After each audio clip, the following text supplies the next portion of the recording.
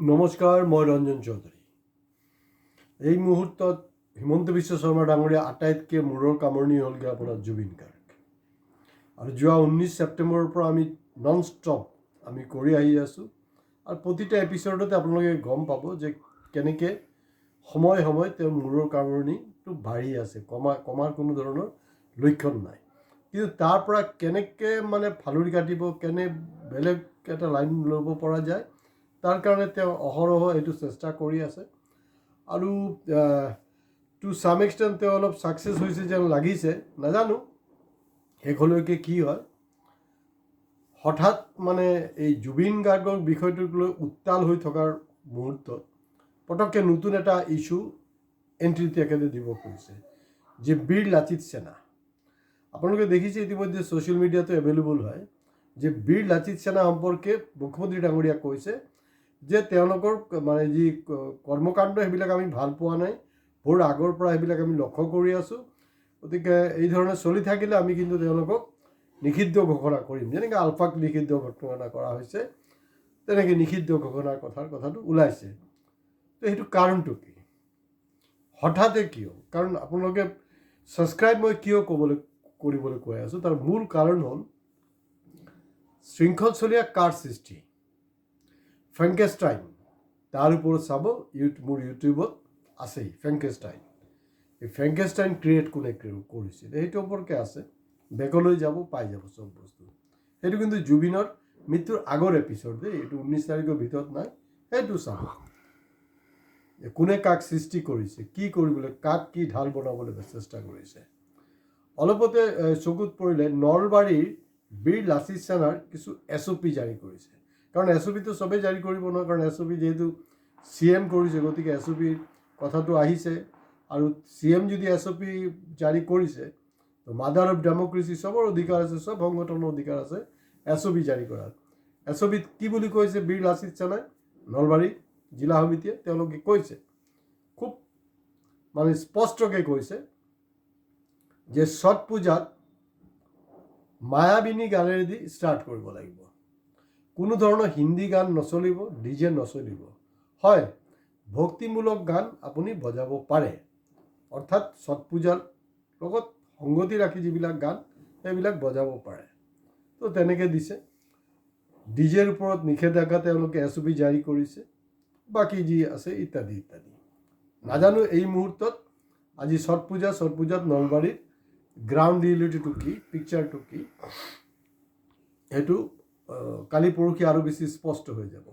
ইমানতেই, কাৰণ চাওক আপোনালোকে জানেই যে মই অনা অসমীয়া জুবিন অনুৰাগীৰ ওপৰতো কিন্তু এপিছ'ড কৰিছোঁ দেই, এইবিলাক চাব আপোনালোকে। চাওক সেইটোৰ লগত কিন্তু আকৌ এটা ৰিলেশ্যন আহি গ'ল। তো গতিকে 2026ত বৈতৰণি যদি পাৰ হ'বলৈ হয়, কাৰণ ডাঙৰ মূৰৰ কামৰণিটো জুবিন হৈয়ে আছে, এইটো পাৰ হ'বলৈ হ'লে 100% বিহাৰী আৰু বঙালী ভোটটো এনচিয়ৰ তেখেতক কৰিব লাগিব, চিধা কথা, স্পষ্ট কথা। তো গতিকে বিহাৰীৰ লগত ৰিলেটেড, বিহাৰীৰ ওপৰত ঝামেলাটো আহিছে নহয়, সেইটো লৈ অৰুণাচলক দেখিছোঁ, ডিমা হাছাওত দেখিছোঁ, এই বিতৰ্কবিলাক চলি আছে। কিন্তু এই আপোনাৰ পূজা পাৰ্বণ সেইবিলাকো চলি আছে, DJও বাজিছে, প্ৰভাৱটো অলপ কম, বম চমো ফুটি আছে, নুফুটা নহয়, আপোনাৰ চহৰতো ফুটিছে। তো তেওঁলোকক বেন কৰিব লাগে। কিন্তু মোৰ এতিয়া ডাঙৰ প্ৰশ্নটো হ'ল যে তেওঁতো দাৰা সিং বা গব্বৰ সিং নহয় নহয়, ক্ষীণমিনকৈ এটা মানুহ, আপোনাৰ শৃংখল চালিহা। এতিয়া কোনোবাই কৈছে না সি ষ্টেটমেণ্ট দিয়া নাই, মই মানি লৈছোঁ। কিন্তু মূল কথাটো হ'ল তাৰ কাৰণটো সি এতিয়াতো টপ বছ হৈ আছে ন, 1 মাহৰ কাৰণে অব্যাহতি দিয়া হৈছিলে, সেইটো বেলেগ, সেইটোতো কেতিয়াবাই সময় উকলি গ'ল। তাৰপিছততো বিভিন্ন কথা বতৰাবিলাক তেওঁ কৰি আছে। জুবিন গাৰ্গৰ মৃত্যুৰ পিছতো তেওঁৰ ষ্টেটমেণ্ট আছে, নাই নোহোৱা এনেকুৱা নহয়। আৰু কৈছে যে তেওঁলোকে মানুহ কিডনেপ কৰিছে, ডনেশ্যন কালেকশ্যন কৰি আছে। অসমৰ কোনটো সংগঠনে ডনেশ্যন কালেকশ্যন কৰা নাই কওকচোন বাৰু? কোনটো সংগঠনে কিডনেপ কৰা নাই? কিডনেপ কৰা নাই কিডনেপ কৰিব দৰকাৰ নাই নহয়, গৈ দম দিলেই হ'ল, তোক কিল কৰি দিম, বাছ হৈ গ'ল। হঠাৎ তেওঁ এই বিষয়টোক লৈ অলপ এটেনশ্যনটো ডাইভাৰ্ট কৰিবলৈ চেষ্টা কৰি আছে। এতিয়া ডে ওৱানৰ পৰা বীৰ লাচিত সেনাই এটাৰ পিছত এটা অসাংবিধানিক কথা বতৰা পাতি আছে, এইটো আপোনালোকে জানে।